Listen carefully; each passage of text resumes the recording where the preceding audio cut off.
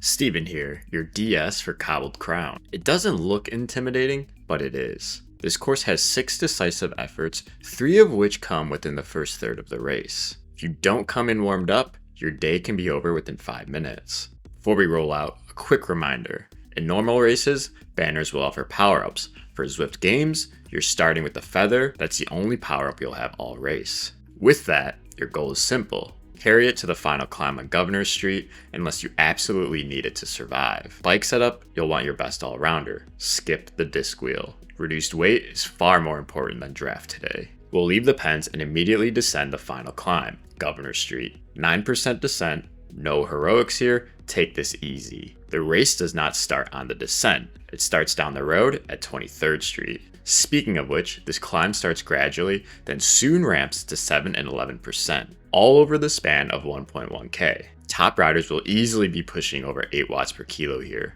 Your goal, it's not to attack, but instead survive. There's a 4% sting right before the crest and the banner. This will punish hesitation. Libby Hill Reverse KOM is less than 500 meters away. In this descent, it's too short to actually push the group together. As you hang a left, many riders will push past you due to group momentum. That's not a bad thing, as positioning is everything for Libby Hill Reverse. Starting the climb in the back of this bunch and punching 3 to 5 seconds before the left turn on the cobbles will give you a nice boost into this steep climb.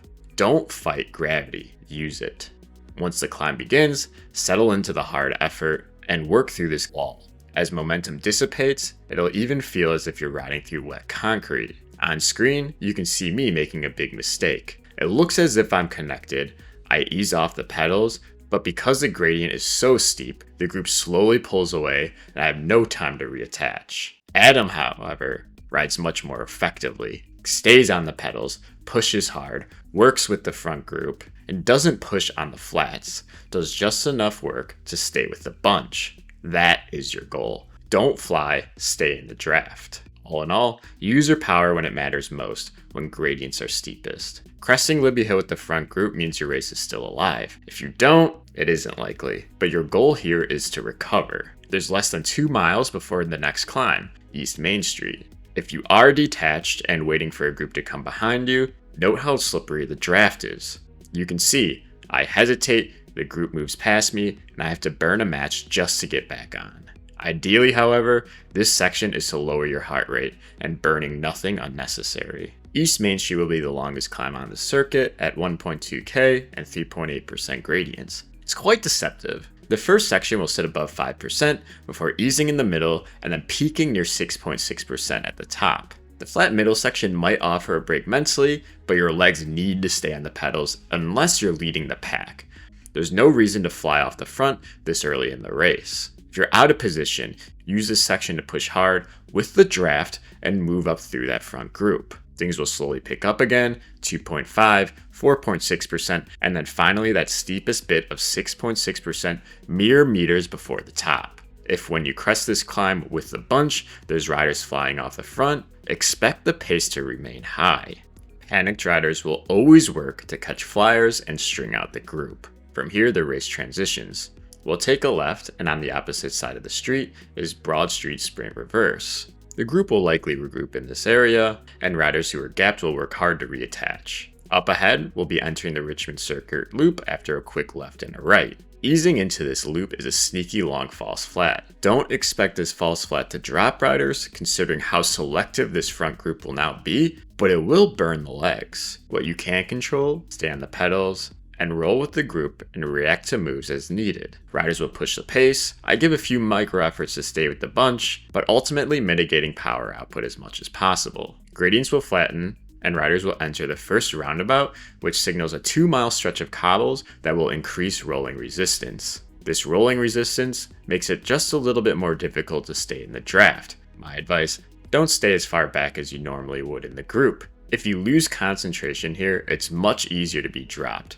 That won't be because of fitness, but because of positioning errors. A quick U-turn will show Monument Avenue sprint ahead. Remember, the pack tends to surge when moving through such segments. If you're entering the section out of position, putting down watts through this U-turn will help you move through the group. This also marks the halfway point and highest elevation of this race. From here, to Libby Hill, the road will tend to be downhill, signaling your recovery window. Relax, conserve, stay patient. The final trilogy of climbs is still ahead. Post-banner, the group will inevitably drop the pace, and the first right-hander will switch things back to tarmac. Drafting will again be normalized, and positioning in the back of the pack is much safer. Anybody feeling good should refrain from making moves. Watch how easy it is to catch flyers in this downhill section with a few long -3% descents. Working your way through Broad Street Sprint, even though the pace may rise, any stretching will quickly be mitigated with the long downhill down East Main Street. In short, any sort of attacking after Monument Avenue is ill-advised. That is, unless you're trying to hit the best time possible for GC. In that case, you may have to push the pace as the group wants to rest their legs before the 3 climbs ahead. While working through the flats just before Libby Hill, sit in the draft and bide your time. Working with the group and using its momentum is much more effective than trying to get a head start on this climb, especially considering Libby Hill being the hardest segment of the day. It starts mildly, then ramps up viciously through steep switchbacks.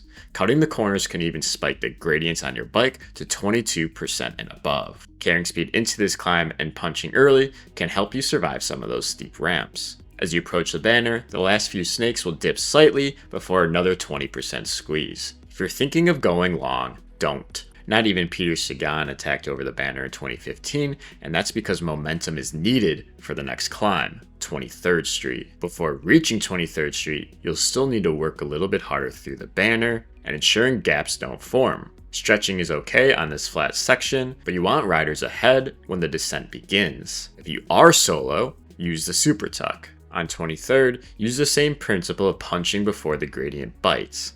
And it won't be until the top third of that climb where that wet concrete feeling begins to kick in. Even watch how quickly our group passes a flyer from before. Peter Sagan impersonators, this is where you commit. That long range move can succeed if you push through the descent and use the super tuck. For most riders, recovery here is much wiser. The Governor Street final climb is a 5.5% average with some sections above 7%. Starting it from the rear and pushing all the way to the front is ideal. Positioning matters here because the finish is just over the summit. If somebody makes a move, you'll need to react. The steepest part of this climb, 7+%, begins when hanging a right towards the finish line. This is where your feather earns its keep. Use it to either snap the elastic on the riders behind you or on the climb to preserve enough for the final sprint. That choice will depend on your strengths, weaknesses, and how your legs are feeling. In my race, I use it so I can save my legs for this final bunch sprint. The last left-hander will signal 500 meters to the line. If you're solo, TT mode to the finish. You need to get there as soon as possible. If you're in a bunch, be careful playing games. You'll still be working with the false flat, and if you hesitate, you'll be swallowed. This is exactly what happens to me. I failed to launch at 300 meters with the bunch. Instead, stay on the pedals. Cobbled Crown punishes hesitation and rewards timing. Survive the early chaos, conserve through the middle, and commit on the final trilogy.